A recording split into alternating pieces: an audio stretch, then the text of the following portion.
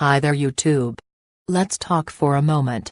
I would truly appreciate your time and attention as I make some points on the fake YouTube clinician so many of us love to hate. My name is Jen. I work directly with patients in hospitals, nursing homes, and assisted living facilities as a state-licensed patient care and medication technician for over a decade.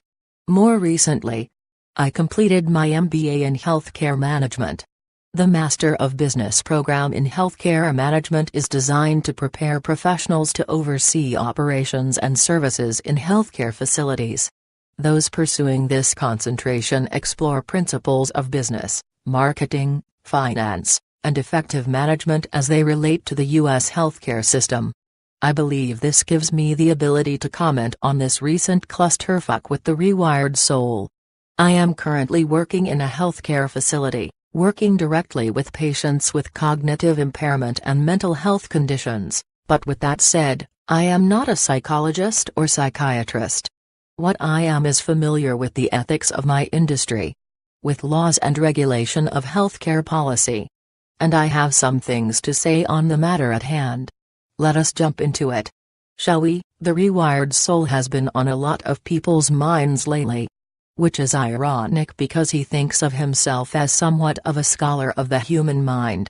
He became very angry about the drama community not opening their arms to accept him.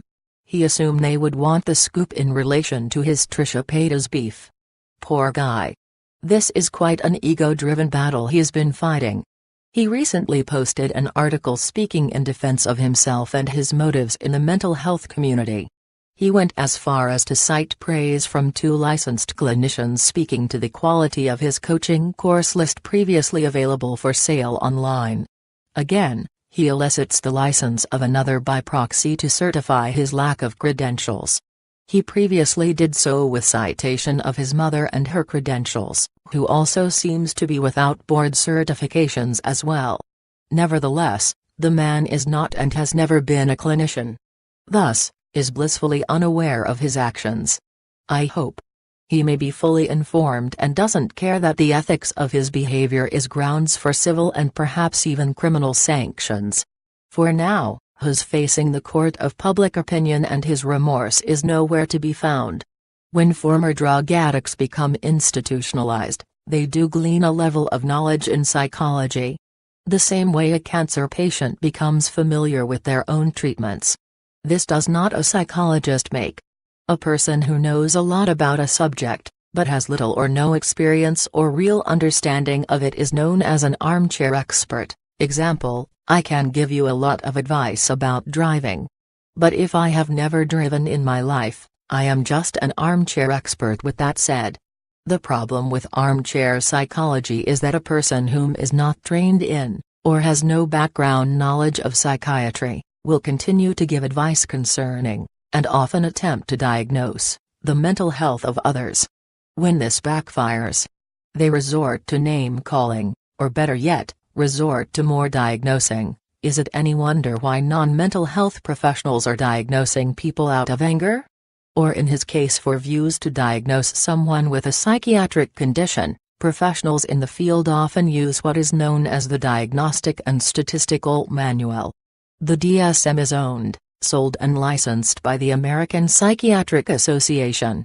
And, as a matter of professional ethics, psychiatrists should never provide professional opinions in the media about public figures they have not personally examined, the American Psychiatric Association reiterated in a statement.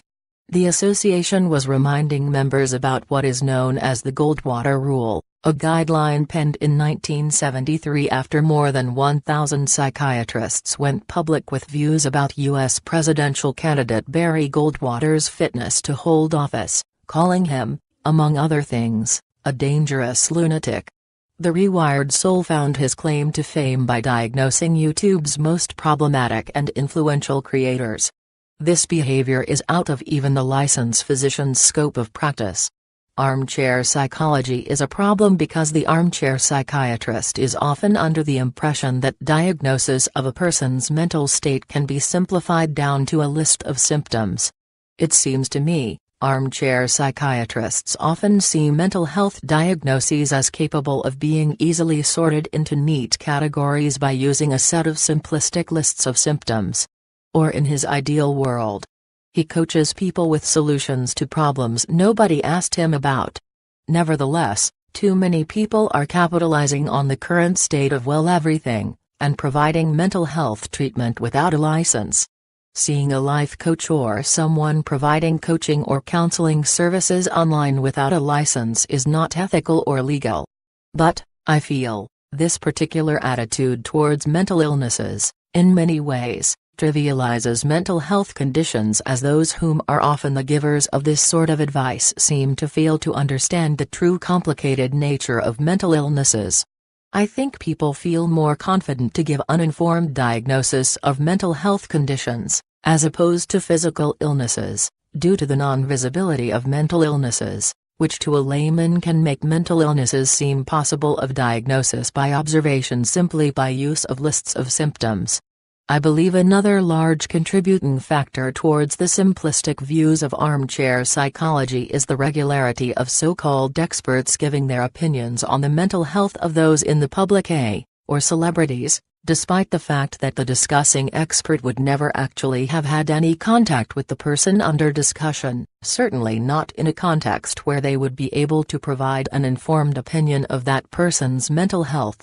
Because, in reality, if this person really was under the care of the expert giving their informed diagnosis, or, to term it more accurately, their opinion, of another's mental health, then said expert would be bound to the rules of confidentiality and, therefore, would be unable to provide any public comment of the condition of that person's mental health, aka HIPAA violation, punishable by fines and jail time.